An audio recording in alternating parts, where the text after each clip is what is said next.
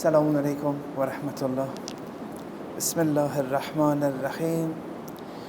الحمد لله رب العالمين وصلى الله على محمد وآله الطاهرين. اللهم صل على محمد وآله محمد. Today, this afternoon, and inshallah tomorrow afternoon, I'm going to touch upon a subject which is very important for spiritual wayfaring, both for men and for women. And Imam Sadiq alayhi salam, in a very important hadith, it's called the hadith of Unwan Basri, and he goes through 9 spiritual prescriptions. Imam Sadiq does.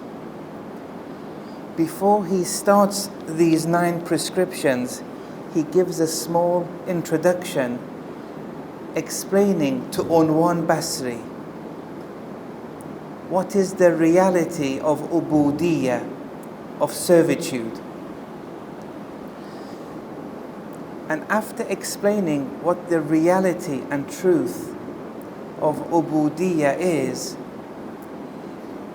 he goes through 3 classes of instructions, and in each class or in each category there are 3 prescriptions he gives. So he gives 3 groups of instructions, with each one having 3 prescriptions, altogether being 9. And in the first one, the category of is how to discipline the soul, and there he gives 3 prescriptions. In order to understand those, because it's a very deep hadith, the hadith of Unwan Basri, and it may seem very easy on the outside, but it has many secrets attached to it. And in order to unveil these, we have to go through a number of introductory points. Now, the lecture is titled The Esoteric, the Batini, Dimensions of Haid. Now, this Haid, the translation that you're used to is menstruation, but there's something more deeper at stake here. And this applies to men and women, not only to women. So we have to go through a number of preliminary points before we get to the secrets of this hadith, inshallah. So, inshallah, I'll have a lecture today. There'll be no questions today unless it's directly related to this. But tomorrow, after you put everything together, and inshallah you'll understand the whole, the point at hand, inshallah then we can have the questions then. First, I want to go through 3 traditions of Ahlul Bayt. Su'ila Rasulullah mal batul. The Holy Messenger was asked, what does batul mean? The term batul. فَإِنَّا سَمِعْنَاكَ يَا رَسُولَ اللَّهِ تَقُولُ إِنَّ مَرْيَمَ بَتُولٌ وَفَاطِمَةَ بَتُولٌ. Because we've heard you say, O Messenger of Allah, that Lady Maryam alayhi salam and Lady Fatima alayhi salam, that they were batul. What does batul mean? فَقَالَ, the Holy Messenger replied, الْبَتُول الَّتِي لَمْ تَرَ حُمْرَةً قَطْ أي لَمْ تَهِدْ فَإِنَّ الْحَيْدَ مَكْرُوهٌ في بنات الأنبياء. He replied that the batul is one who never sees redness, i.e., never undergoes haid. Because haid, which for now we're loosely translating it as menstruation, but it's not, it's something else. Haid in the Quran, when it translates haid as menstruation, right there, the translator has misguided you. Right there, you've lost 90% of the meaning of the verse when the translator writes menstruation. So he says, Batul is someone who never sees redness, i.e., never sees haze, because haze is not on a par, it's below the standard of daughters of the Prophet or daughters of prophets. So here in relation to Batul was an attribute of Lady Fatima alayhi salam. How are we going to, as men, believing men and believing women, if Lady Fatima alayhi salam is an uswa, an example for all of us, men or women, which means that we see her as an example in her ethics, in her attributes, and then Allah calls her Batul, how can men and women become Batul? For example, most women, if you want to say haid is menstruation, well, most women undergo it. And even those who don't, we call that an illness. So how can a woman follow Lady Fatima alayhi salam in something which is almost or rarely happens, and even when it does, it's negative? And then even the problem is even double for men. It doesn't even apply.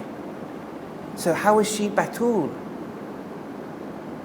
How are we going to follow this example of her being Batul? Be it for men or women. You see, the problem here. And the problem is ahadith like this have been misinterpreted for generations after generations. And only one meaning has been understood, and even that has been understood in the wrong way. Whereas such traditions are highlighting something very important. Okay, so that's the first point. We're going to answer this tomorrow, inshallah, or maybe today. So the first thing is, how can we become Batul?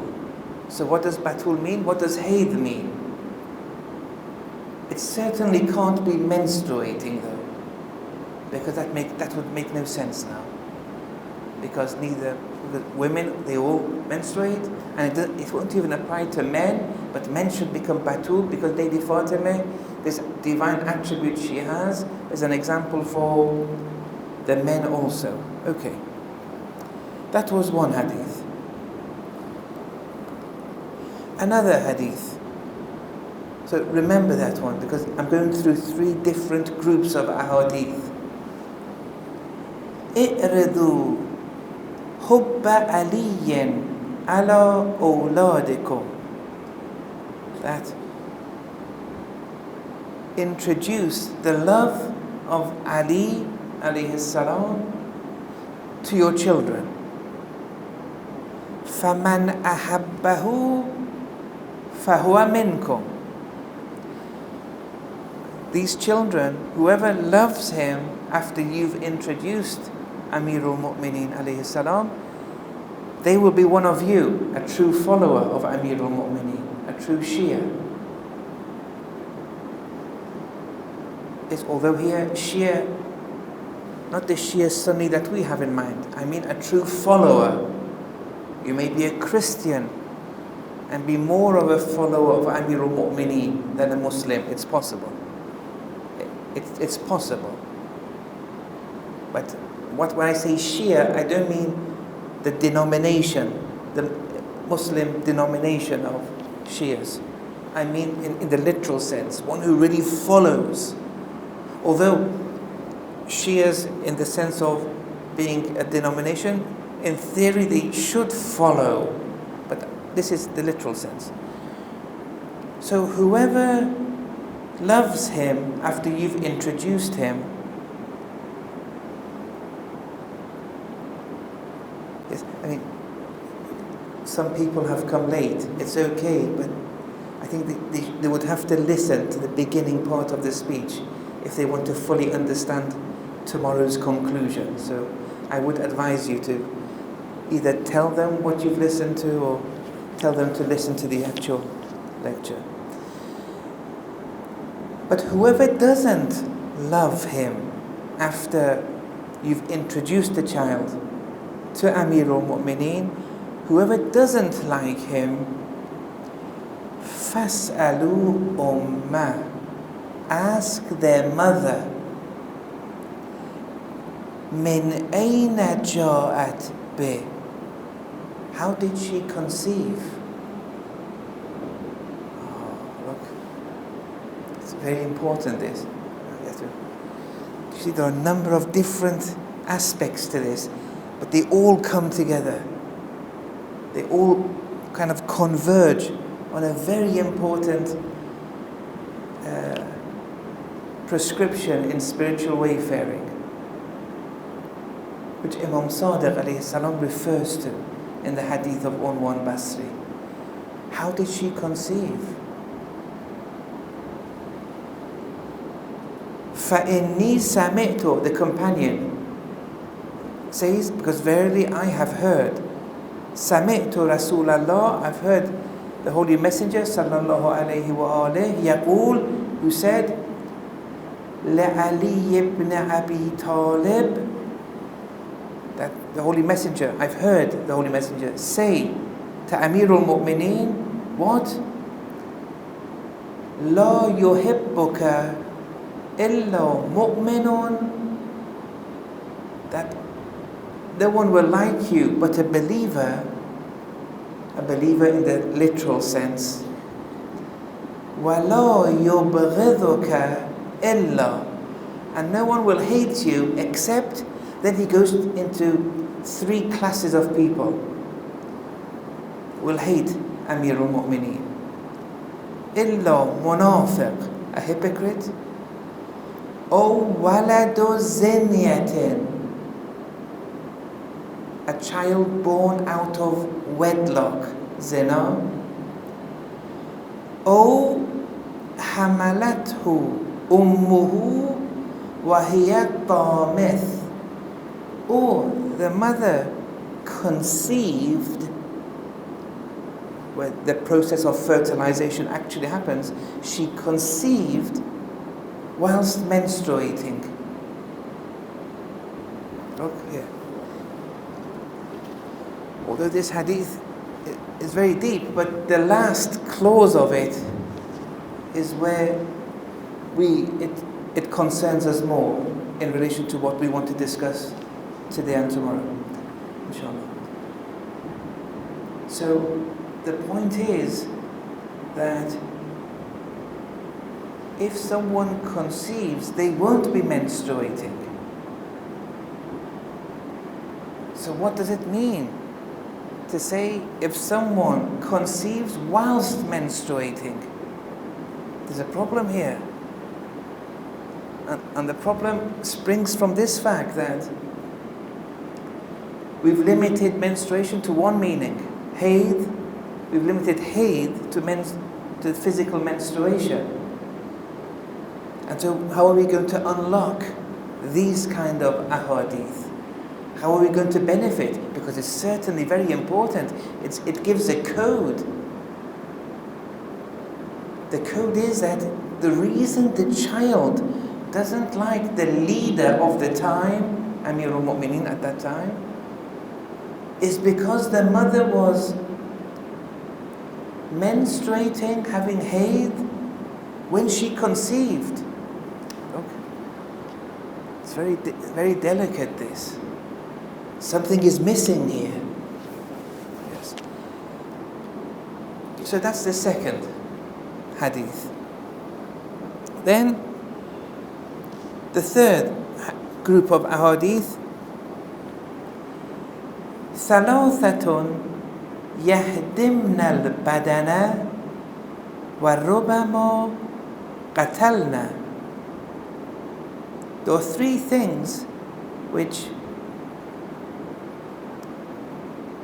destroys the body and may even kill one.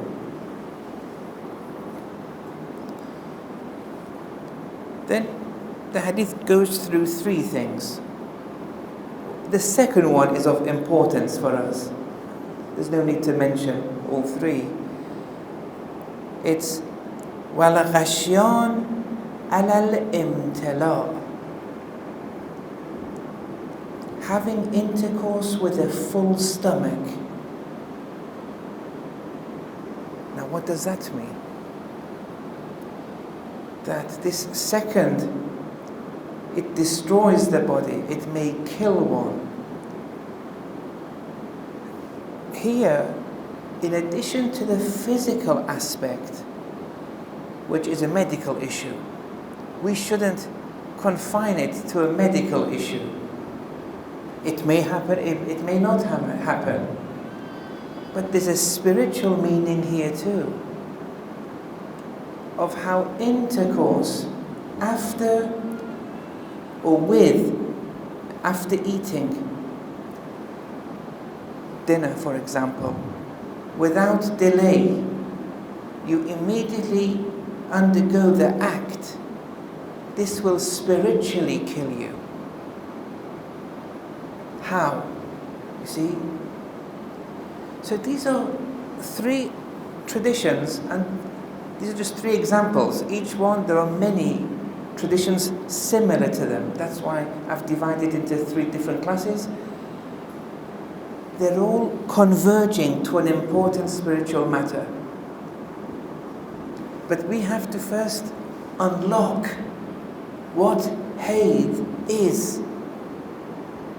So when in the Quran it says, وَيَسْأَلُونَكَ عَنِ الْمَحِيدِ, and they ask you concerning mahid, the translations of the Quran say they ask you concerning menstruation. Right there we've lost. Finished. We've lost 90% of the meaning, and it's only enabled us to focus on the physical aspect of the verse of the Quran, whereas all the verses of the Quran have a batini meaning. Inna lil Quran dhahran wa batna. The Quran has a dhahir and a batin. Wa li batnihi batna. And that batin has a batin 7 times over. In some traditions, 7,000 times over. There's no end to the batin. But there's a batin. Allama Tabatabai in Al-Mizan, he says,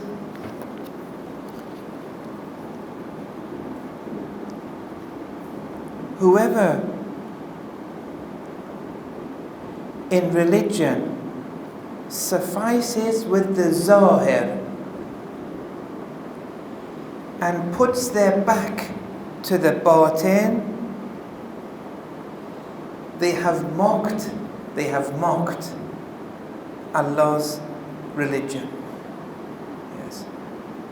Or Ayatollah Hassanzadeh Omri has said, a community without irfan is like a spiritless corpse.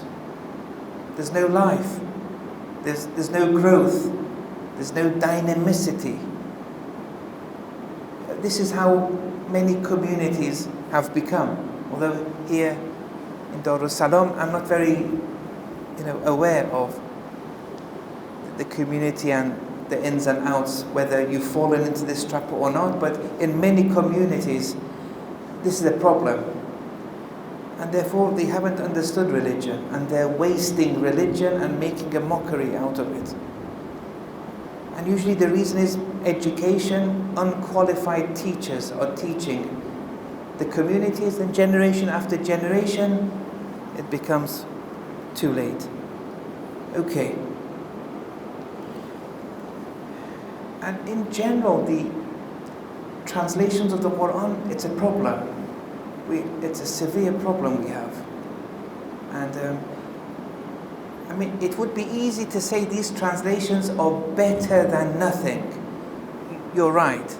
I suppose it is better than nothing, but still, it's very deviating also. The Quran, it's Allah's words. You can't mess around with it. When it says ذَلِكَ الْكِتَابِ, ذَلِكَ means that book. You look, why do most translators translate it as this book? There's a reason why Allah says that book. Or this hayd is translated as menstruation. Whereas translating it as menstruation, in reality, it's not a translation of the Quran. They are giving a tafsir of the Quran, where they have commentated on the word hays as meaning menstruation, because hays has another meaning. It doesn't mean menstruation. It has a more general meaning. Menstruation is one mistaq. The translator brings the mistaq. That's not just. That's not correct. We don't want translators to bring the mistaq of the meaning. They have to bring the meaning of the word. Hays, one mistaq of hays is menstruation, but the meaning is something else. It's like, for example, something means sport, but you translate it as football. Well, no. Football is a mistaq of sport.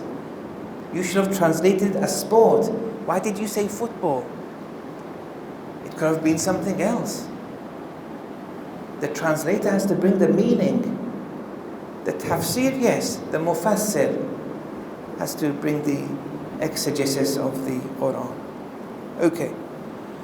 So, they were three different classes of ahadith.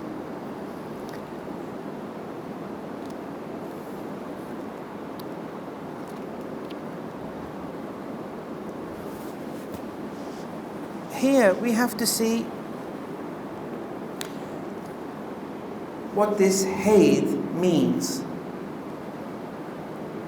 And once we see what it means, we can apply its zahiri and batini applications. And then look at traditions and even verses of the Quran and then derive the meaning.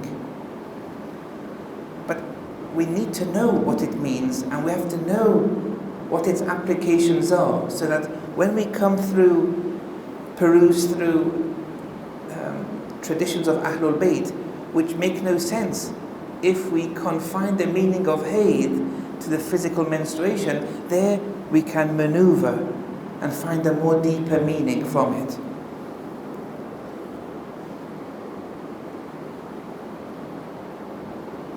Here, the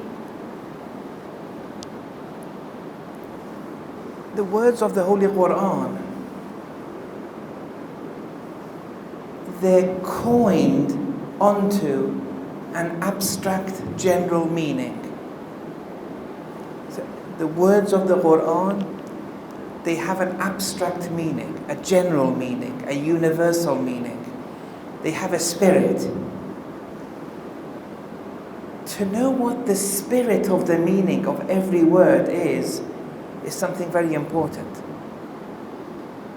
Even in the seminary schools, in Qom, for example,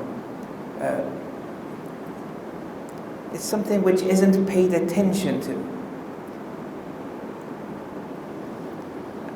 If you learn the Quran through the universal, essential, abstract meanings of the words, you would progress much better. You'll understand much more.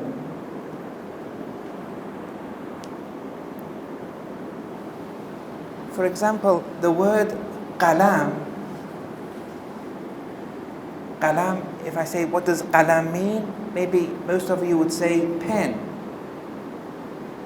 And when you say pen, it's because you're used to this physical example of qalam. And then in the ahadith, when it says the angels were qalam, what many scholars may even do, they say that's a figure of speech, it's a metaphor, it's majazi. So they attribute figures of speech and metaphors and allegories to Allah. And this is where the Urafa have a big problem, because they say all of the Quran, it's haqiqi, it's real, true, genuine, and there's no, thank you very much, and there's no majaz. Allah's words have no allegory. They're all real. Look. So they say, when we say angels are pens, that's just a figure of speech. The reason they say that is because they can't understand how an angel can be a pen. Because when you say qalam, they've confined the meaning of qalam to one application, to one mistaq, and that is the pen. Whereas qalam, before you enter the mistaq, you have to know what is the general, universal, spirit meaning of qalam. Don't go to the mistaq, and even then, one mistaq, and then confine the meaning of qalam to that one physical mistaq. And qalam, the meaning of qalam is that by means of which inscription happens. Look, it's a very general meaning. It's a universal meaning. It has tens and tens of masadiq, not just one mistaq. It has a lot of applications, that by means of which inscription happens. Now, it may be a physical pen, that's okay. It may be a water pen. It may be a laser pen. It may be a metaphysical pen. Nothing to do with the material realm. Because angels are also intermediaries of revelation and inscription. And so they are also qalam. But they are really qalam, not allegorically qalam. You see, does it make sense, inshallah? Yes. So here we have to see what is the essential universal meaning of hayd. Before we start confining it to one mistaq, which is menstruation, what is the general meaning? And then that general meaning is much more important.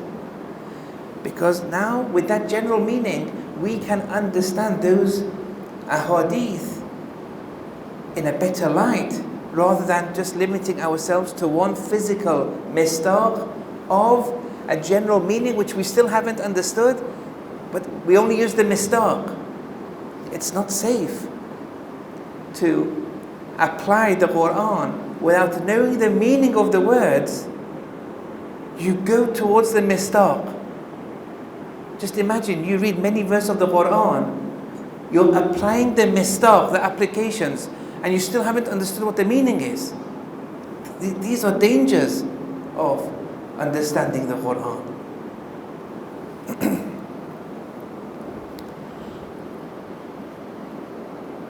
So here, what is the meaning then of hayd? What's that universal meaning? That's important for us. And here, the universal meaning, how the scholars, especially the Urafa, they're much more interested in this. And that's why their tafsirs are much more deeper. It's much less inconsistent. Because when you say all the words of the Quran are assigned a universal meaning, rather than limiting it to a mistaq and a specific application, you are escaping from the idea that Allah uses metaphors or allegories. That's far beyond Allah's status. Allah's words are all haqiqi. The Quran is haqq. There's no room for majaz in the Quran.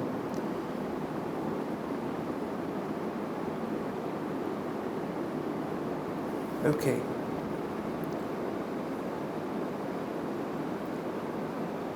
Now, one of the Urafa has a tafsir on the verse وَيَسْأَلُونَكَ عَنِ الْمَهِيدِ, and I want to read extracts from that tafsir and see how he's gone through exploring the reality of Hayd. He says, although I'm reading it from the middle, but I'll explain if there's anything relevant that I've missed. I'll explain. وَإِنْ كَانَ فِي الظَّاهِرِ مُوجِبًا لِلْبُعْدِ عَنْ مَقَامِ الْمُنَاجَاةِ لأنهن منعن عن سورة المناجات. It says, even though haze, its outer meaning, on the outside, haze leads to a distancing from calling Allah, because one is prohibited from executing the Zahiri Salat, for example. The Zahir of the Salat, you are prohibited. Because when women undergo Hayd, on the Zahir, on the outside, it seems they are distanced from calling Allah. Why does it seem that way on the outside?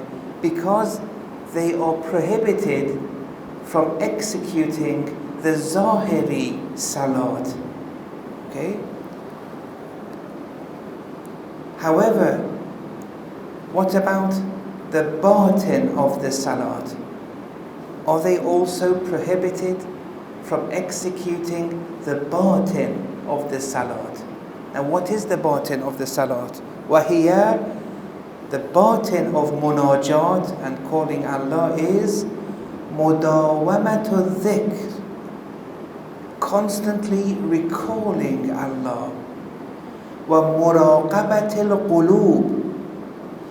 الْقُلُوبِ, constantly scrutinizing the states of one's heart before Allah. Is the heart preoccupied with Allah, or is it preoccupied with other than Allah? This is muraqabah. It's a state of scrutinizing the heart. So, here, Salat, the batin of Salat is dhikr, recalling Allah, and scrutinizing one's heart, muraqabah. Is the woman prohibited from the batin of Salat? They're prohibited from the zahir of Hayd, which is the menstruating, the zahir of Hayd. But is she prohibited from the batin? The answer is no. And that's why in the Sharia, even during physical menstruation, it's recommended that she does the wudu still, or the tayammum, either. Even in that state. And at the time of the adhan, to sit on the sajjadah. and do dhikrullah. She can't do the zahiri salat, but the batini salat, it's still open to her. After all, وَقَالَ تَعَالَى, Allah has said, أَنَا جَلِيسُ مَنْ ذَكَرَنِي, I sit with those who recall me.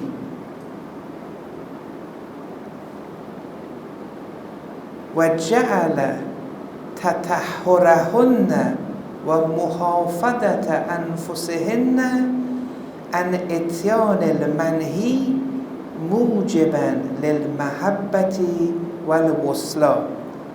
That which leads to Allah's love in you, that which leads to your communion with Allah, is your purifying yourself and preserving your souls from doing that which Allah has prohibited.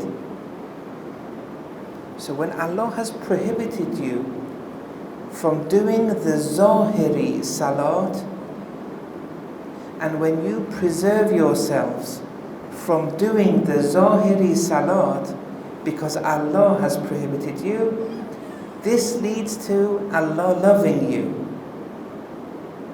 This leads to you purifying yourself, purifying your souls.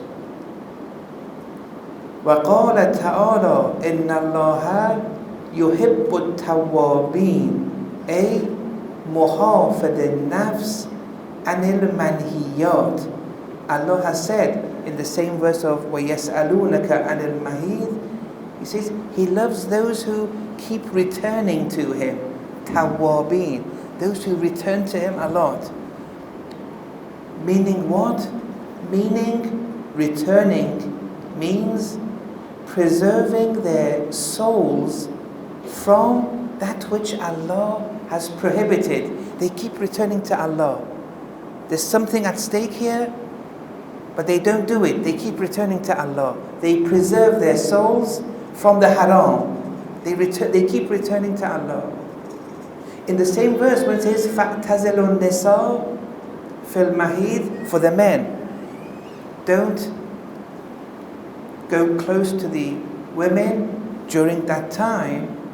Here too, the men also, they are preserving their souls from that which their inner nature would like, but they preserve themselves and keep returning to Allah. The inner nature is pushing them towards something, but they return to Allah. This returning to Allah it preserves their souls, not allowing their inner nature to do something they may like, but it stops them because Allah has prohibited it. The same applies to women too. Their inner nature is also may want to be close with men, but they also have to preserve themselves during that time. This preserving the soul from things which the nature is pushing you towards, that is tawwab. You're returning to Allah. You keep returning, and Allah loves those who keep returning to Him. So here, by preserving yourself from doing things which Allah has assigned as haram, you become a tawwab, and Allah will like you. It's a source of it. If you do that, then you will receive Allah's love. Then وَيُحِبُّ الْمُتَطَهِّرِينَ, and Allah loves, the last part of the verse, Allah loves those who purify themselves. Purify themselves, what does that mean? أي مرب النفس بالمأمورات. They nurture their souls by means of that which Allah has ordered them. They don't go against the Sharia. فَإِذَا تَطَهَّرْنَا, the verse says, then فَأْتُوهُنَّ مِنْ حَيْثُ أَمَرَكُمُ اللَّهُ. When they have become purified, then you can be close with them in a manner which Allah has ordered, not in any manner. So this applies for men and women.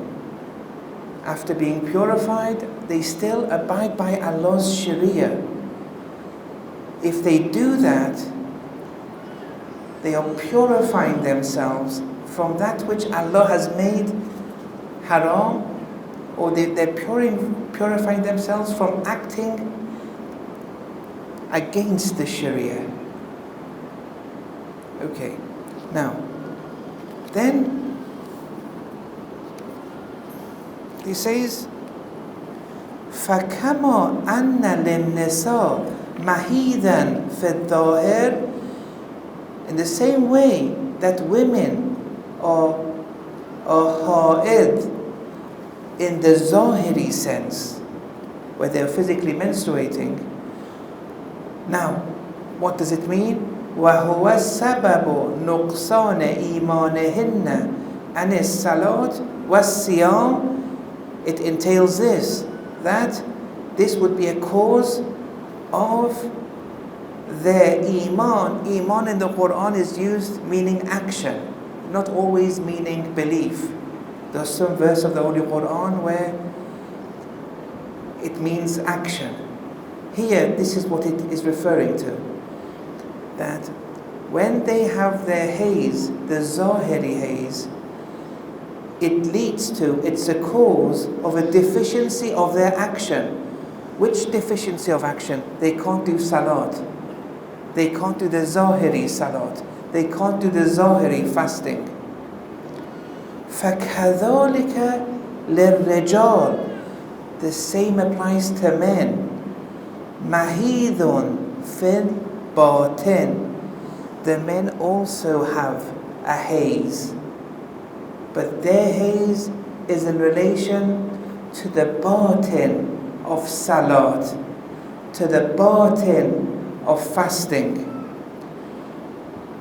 هو السبب نقصان إيمانهن عن حقيقة الصلاة وهي المناجاة وعن حقيقة الصيام وهو الإمساك عن مشتهيات النفوس وهو هوى النفس.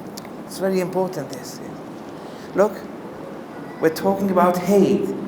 We still haven't discussed what the universal meaning is. But it has a zahir and it has a batin. When women are ha'id in the zahiri sense, they are prevented from doing the zahiri salat and the zahiri fasting. Why do they have a deficiency in these physical actions? Because they are physically ha'id. But they can still do the batin of salat, the dhikr, the muraqabah. They can still do the batin of fasting. And that is refraining from the whims and desires of the soul. Fasting has a zahir, which is not eating physical food, physical drink, and other physical appetites. But fasting has a batin, where the whims and desires of your soul, in general, you refrain from the whims of the soul. That the woman can still do. The woman can still do the haqiqa, the batin of the salat and the soul. But the physical salat, the physical soul, she can't do. In the same way,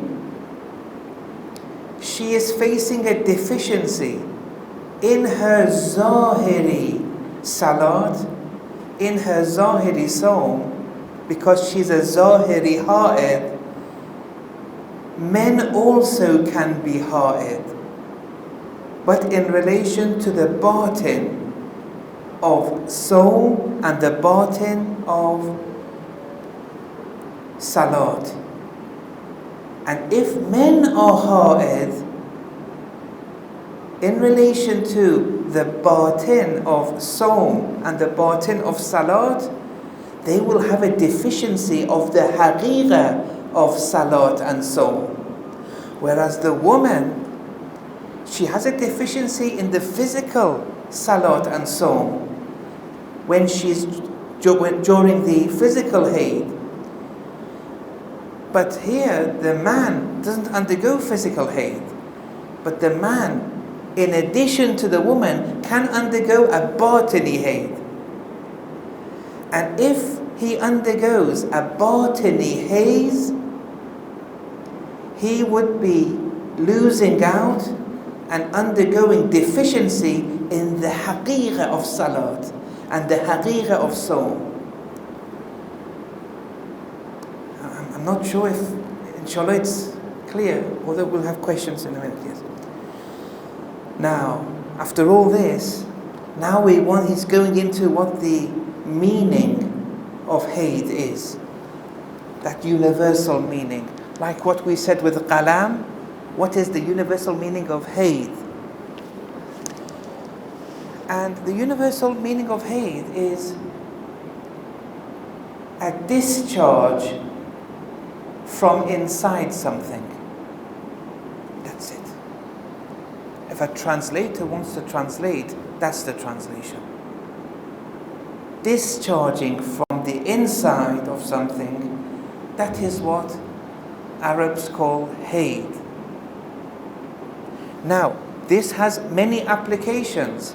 For example, the resin which is discharged out of plants, from inside plants that are discharged outside, or discharged out of trees, in Arabic that's called haze. The blood which is discharged from inside the womb, outside, because it's an application of being discharged from inside something, it's called haze. Look. The general meaning, it's a discharge. The translator only went to menstruation. That's a tafsir he gave. But you have to leave it open, because there may be many more applications of discharge. And here the Urafa have brought other applications. And those applications are much more important. Where the discharge of animalistic attributes from the heart is also haze.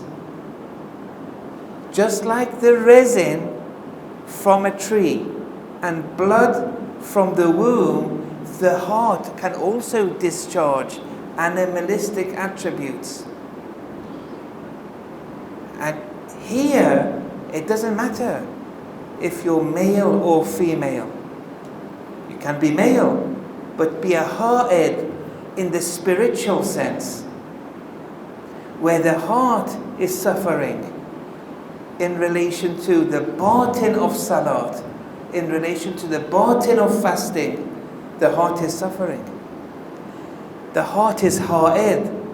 It's undergoing haid. So, وَيَسْأَلُونَكَ عَنِ الْمَهِيدِ, they ask you concerning the discharge. That's the translation. This now has a number of meanings, one of which is the zahiri haze, the physical discharge of blood from inside the womb. One of them is a spiritual haze, the discharge of animalistic attributes from the heart. Just because you have the zahiri haze, it doesn't mean you are blocked from the haqiqah of praying and fasting. You can still preserve that. And that's why the Sharia says it's mustahab to do those actions even during physical menstruation. But if you, God forbid, are suffering from spiritual haze, okay, be you man or woman, but with the man, if he is suffering from the spiritual discharge, even though he may do the physical salat, and the physical fasting, he is blocked from what? The spiritual praying and fasting. Whereas women, they are blocked from the Zahiri haze. That's okay, it's a gift. They still have access to the they are blocked from the Zahiri salat and fasting. That's okay, it's a gift. Because, why is it a gift? Because they still have access to the Batini salat and so. There's nothing stopping them. The haqiqah of salat is much more important than the surah, the outer aspect of salat. But men, they are not blocked from the zahir of the salat, the physical actions of the salat and the fasting. But they may, like women, be blocked from the haqiqah of salat, the haqiqah of fasting. Okay?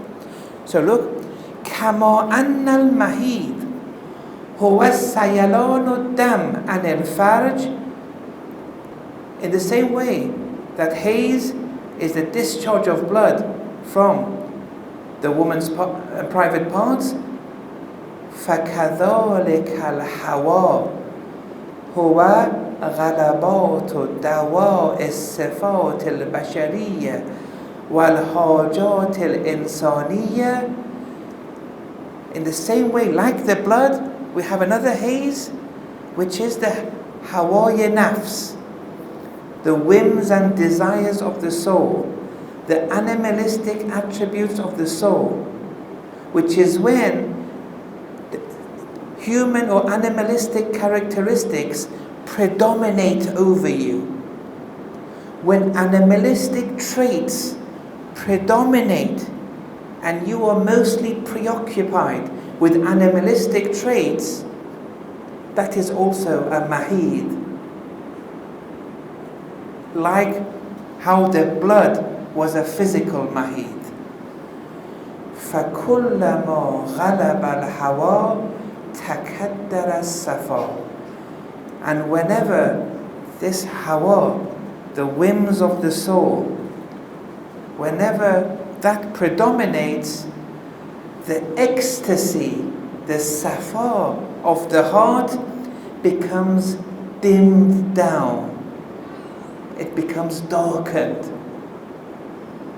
The safa, the enlightenment, the ecstasy of the soul, the joy of ibadat of the soul darkens when the hawa nafs, the desires of the soul, the animalistic traits preoccupy and predominate over one. وَحَسَلَ الْأَذَى. And then adha results. وَيَسْأَلُونَكَ عَنِ الْمَهِيدِ قُلْ هُوَ أَذَى. They ask you concerning haid, say it's a bother. If you translate it, they ask you concerning the physical menstruation, they say it's a bother. It's correct. But that's only one application. Even spiritually, tell them it's a bother. It's a spiritual bother. If you are a spiritual ha'id. Why? Because the whims of the soul, the animalistic attributes have predominated over you, and this has darkened your spiritual ecstasy. وَقِيلَ, it's said in traditions, قَطْرَةٌ مِنَ الْهَوَى, a drop of hawa. تُكَدِّرُ بَحْرًا مِنَ الصَّفَى. It dims down an ocean of ecstasy. Okay, now if I can just finish this part also, and then we'll continue tomorrow. Fahina idhin. And so, in such cases, غلبة منعت النفس عن الصلاة والصوم في الحقيقة. When the animalistic traits predominate over you, they have blocked the soul from the haqiqah of salat and the haqiqah of sawm. وَإِنْ كَانَتْ مَشْغُولَةً بِهَا فِي السُّورَةِ, even though they're occupied with the physical actions, but they're blocked from the haqiqah of salat and fasting. فَأَذَى الْحَيْزِ السُّورِي, the bother of the Zahiri haze is what? أَنَّ الْحَائِذَ مَمْنُوعَةٌ عَنِ الْقُرُبَاتِ بِالسُّورَةِ لَا بِالْمَعْنَى. The bother for the Zahiri haze is that the ha'id is prohibited from doing acts of proximity to Allah, but physical acts, not the haqiqah of the act. وَأَذَى الْحَيْزِ الْمَعْنَوِي, but the adha, the bother of the spiritual haze. أَنَّ الْحَائِذَ مَمْنُوعٌ عَنِ الْقُرُبَاتِ بِالْمَعْنَى لَا بِالسُّورَةِ. The spiritual haze here, with the spiritual, the batini meaning of haze, be you man or woman, you are blocked from the spiritual haqiqah of that act of worship to get proximity with Allah. And that's much worse. Okay, now I'll stop here. So, before tomorrow, now I've given this lecture, if you go through it and now try to unlock those three traditions, how will you interpret those three traditions that we started off with? That's the first thing. And how is it linked to those three instructions on disciplining the soul in the hadith of Unwan Basri? That will cover tomorrow, but if you prepare yourselves before that, inshallah you'll benefit more. وصلى الله على محمد وآله الطاهرين.